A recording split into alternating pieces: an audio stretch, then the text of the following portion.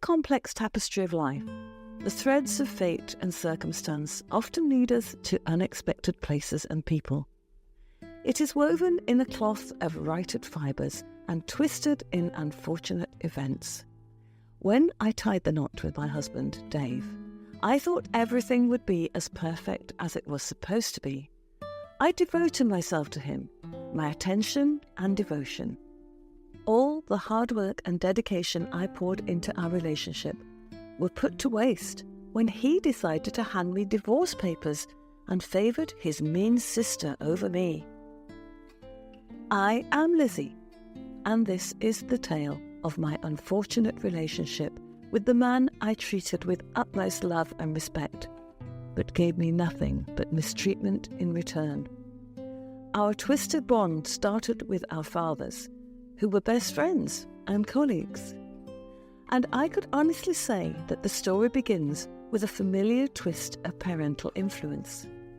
My father, a towering figure in the business world, held close ties with a lifelong friend, sealing a pact that would intertwine our destinies. As it turned out, this pact involved my marriage to his son, Dave. Since we were young, our fathers kept pushing the narrative of us marrying each other. This idea would resurface during family gatherings, travels, and special occasions. I did not pay attention because I knew their desire would outgrow them, and we were still so young back then. Dave's and my history during childhood was unfortunate, and I could genuinely say it was not the warmest. Our childhood days were filled with heated arguments and clashes that painted the picture of two adversaries rather than friends. My parents even poked fun at our dog and cat relationship, teasing us that it would eventually develop into romantic feelings. But it did not turn out the way they wanted it to be. Dave never missed a moment to tell me that he hates me. He always said he would rather end the world than have me as his wife. His mean and rude treatment towards me made me feel that I was not worthy to be loved and treated gently. He was so harsh towards me that he would insult me. It was the worst thing ever. It made me feel insecure and worthless. Yet, amidst the hatred and his lousy treatment towards me, my feelings for him ran deep. I was hopelessly in love with him, despite the affection being unreciprocated. It sounded so desperate, but I wanted to be close to him. But he projected the opposite feelings. Of course, it hurts, but I am used to it. But when we were in high school, my puppy love for him grew, and I became attracted to him. But still, his feelings towards me had not progressed. He hated that our families were connected because he didn't want to be associated with a loser like me. Yes, he would call me names such as lame, loser, boring, and oldie. He kept telling me I was no good to him because we weren't on the same level. "Can you stop staying close to me? You are a loser, and I don't want to be associated with someone like your level," which is insulting. My heart hurts as he says those words right in front of me. "Why are you so mean to me, Dave? I wasn't even bothering you. You can tell me to move away politely. You don't have to insult me like that." He just smirked and rolled his eyes. "But you deserve it, though. Ugly and low girls like you are subject to amusement and insults, and you cannot convince me otherwise." I would keep quiet and never talk back because no matter how many times I would defend myself, he would still justify that he was right. And I don't know why I still love him. As the years advanced, so did our parents' agenda. The marriage plot thickened, even though Dave had held nothing but disdain for me. So Dave decided to go to college abroad, away from the grasp of his parents' unfair plans. For the entire college years, I haven't seen Dave. I only have news of him having the time of his life in the States. He would go to clubs and parties. Also, he would spend most of his time dating girls.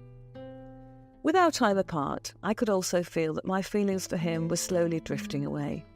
It was not as strong as it used to be. On top of that, I learned how to divert my attention towards other things, especially myself. I finally took the chance to go to the gym, invest in skincare, learn makeup, and spoil myself. In short, I had my glow up. I became even more confident as I developed healthier mental health and self-esteem. I started to love my life even more. With the significant changes in my life, I met several people who tried to court and wanted to date me. But I learned that having myself was enough, so I rejected them. And when I finished college, I started to work at my startup company. I made it from scratch, and I wanted to make it successful to purchase and build a house I could call my own. And months later, I heard the news. Dave was finally back from college. He graduated with a degree in business, same as me, and he will inherit his father's company years from now. People rejoiced as he graduated with Latin honours and high academic merits. During his victory and Thanksgiving party, we met once again, but this time, no hard feelings nor hatred towards me was seen plastered on his face. It just shows that we genuinely matured over time. Both of us were shy with each other. He reached out his hands for a shake, but I grabbed it, and I instantly felt a spark again, the same feelings that I felt when we were young. "It's been a long time since the last time we met." He flashed a sweet smile at me, which gave me butterflies. "Oh, yes, it is. Nice to meet you again, I guess." I was so shy in my interaction with him, I felt like I was back as a youth. He kept staring at me all night, giving me subtle hints of blushes and flattery. We talked all night about our college experiences. We exchanged stories about our lives as we pursued higher education, and we were seemingly catching up with each other's lives. Our parents saw our interactions, and we did not know their desire to marry us both would resurface. And so, determined to fulfill their plan, they opened the dating and marriage topics and were again laid on the table. The conversation was awkward between me and Dave, but I could see that our feelings for each other had improved. Our parents decided that to strengthen their alliance and the reputation and status of our companies, the two of us should seal the fate of success and fruition for them. Because they believed that our bond as a family would be stronger if we bind it together. I couldn't remember what happened in the next few days and months, but the only clear thing is that they were already planning our wedding. They didn't even ask for our consent, as if it was not essential. But I'm at peace because Dave's hatred towards me has finally vanished. But it is clear that he dislikes me being his wife. The lead up to our wedding wasn't without its heartaches. I witnessed Dave in the company of other girls, each encounter chipping away at my fragile heart. No matter how hard I try to convince myself that we should have a casual relationship, seeing him with other girls still pains me. On top of that, one night, one of my friends went to the club with his friends, and my friend told me that Dave's friends mocked me, and I became the punchline to their cruel jokes. The humiliation was unbearable, a reminder of the unrequited love that fueled my existence. My friend reiterated the statements that they said about me. "You are bound to suffer your wife with that loser. She is such a boring woman. I bet you'll be a lonely boy." "You know what? I envy you for being rich, but I don't want to be like you, marrying that downgrade girl." And Dave even has his fair share of statements. "She's improved now. I guess I can take her as a wife. I'll keep up with that as if I had a choice. I have to please my father. Once I secure the inheritance, I can leave her for good." My heart started to beat so fast. He just agreed to the marriage arrangement because he wanted to please his father, for him to have his inheritance to himself. At some point, I believed he would like me, like I like him. But it was just false hopes.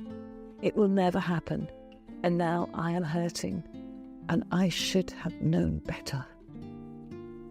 And then, inexplicably, Dave transformed. When we met again, he started treating me better, but I knew this was just a show. He is just pretending to be good to me for his advancement. His icy demeanour soared, and he began treating me with kindness. The stark contrast from the years of indifference and hostility were overwhelming. However, I could not deny that my heart soared as he exhibited care and attention. But I never let my guard down. Fast forward. We finally sealed the vows. We got married. Many people celebrated with us. I didn't know how to describe what I felt then, and I was not happy. I anticipated life full of pain and heartbreak, and I was forced to be here for my parents' wishes.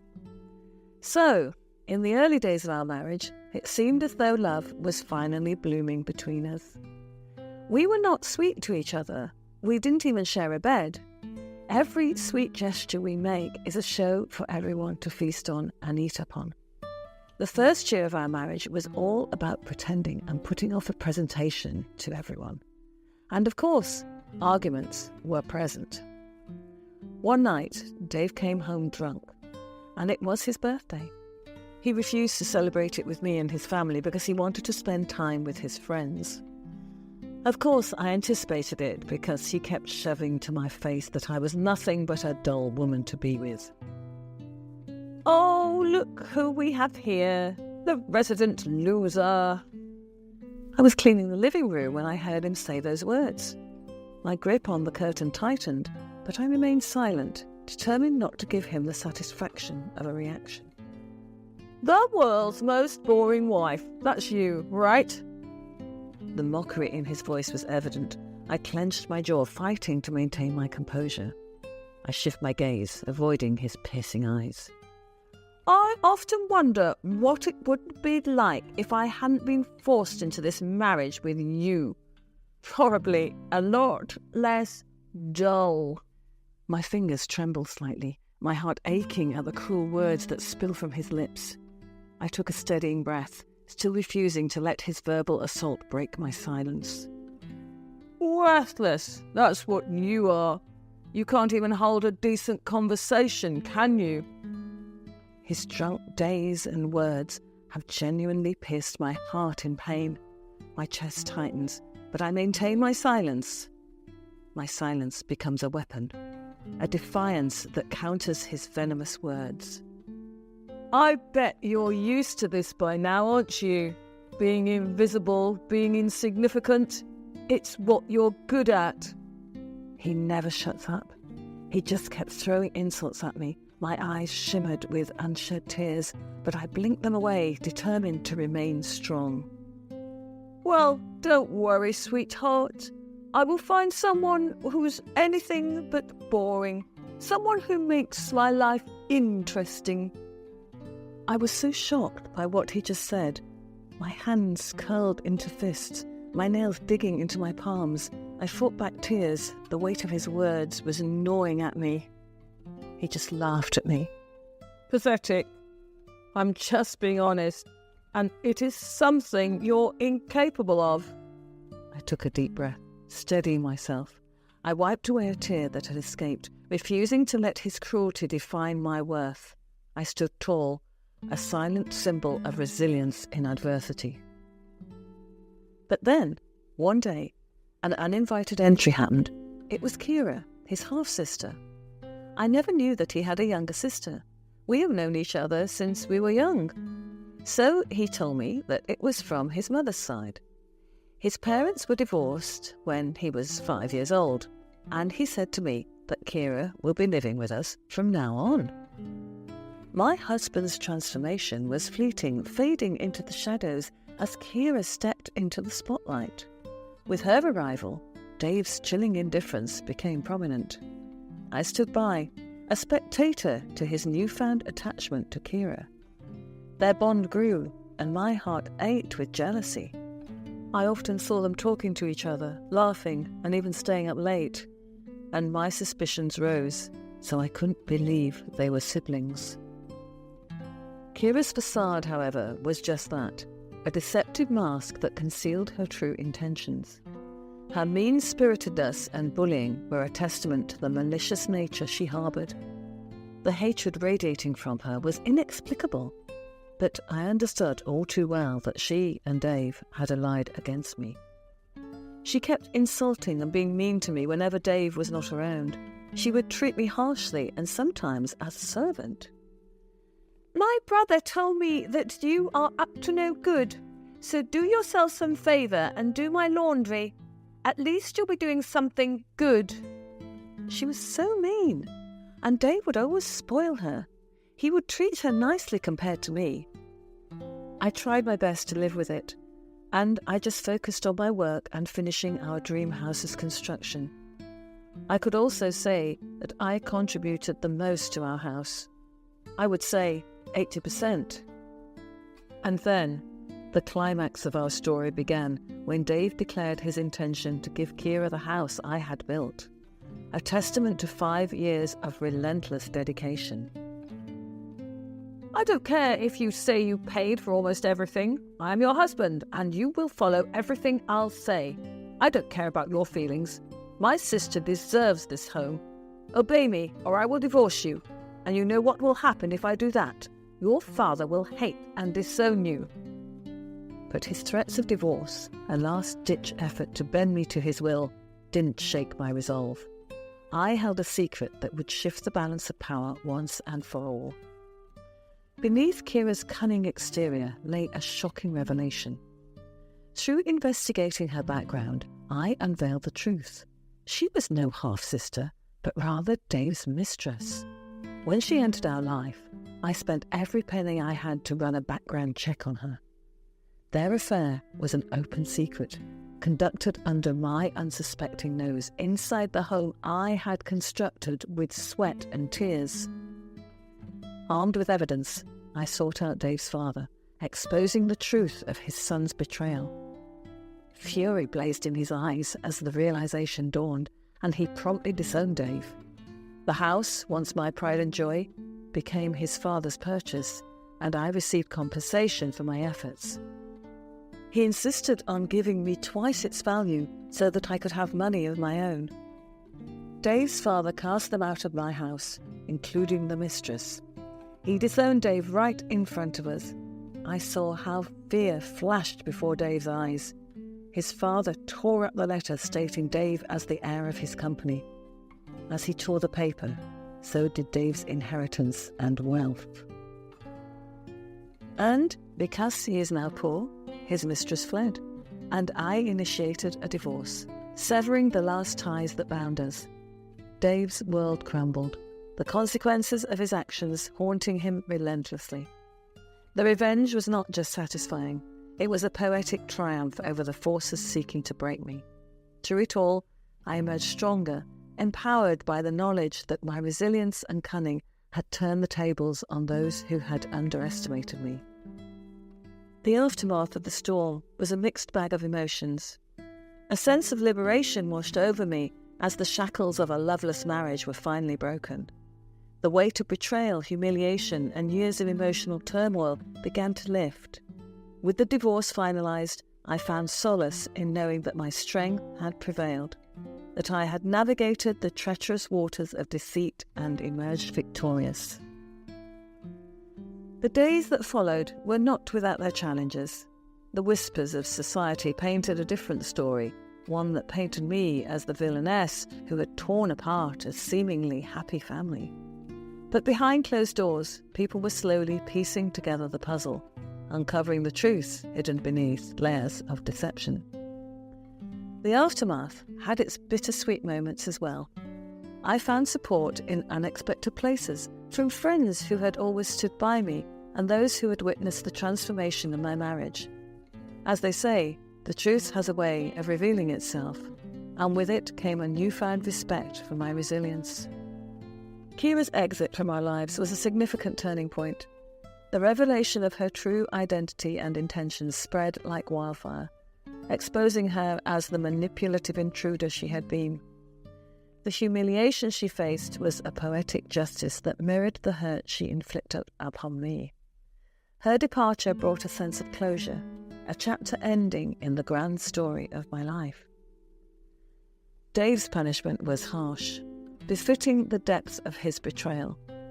The loss of his inheritance, the revelation of his true parentage, and the disownment by his father left him isolated and alone. The same arrogance and rudeness that had defined him returned to haunt him, isolating him from the world he once knew. The revenge was not only satisfying, but it also marked a transformation within me. The experience sharpened my senses, making me more discerning about people's intentions.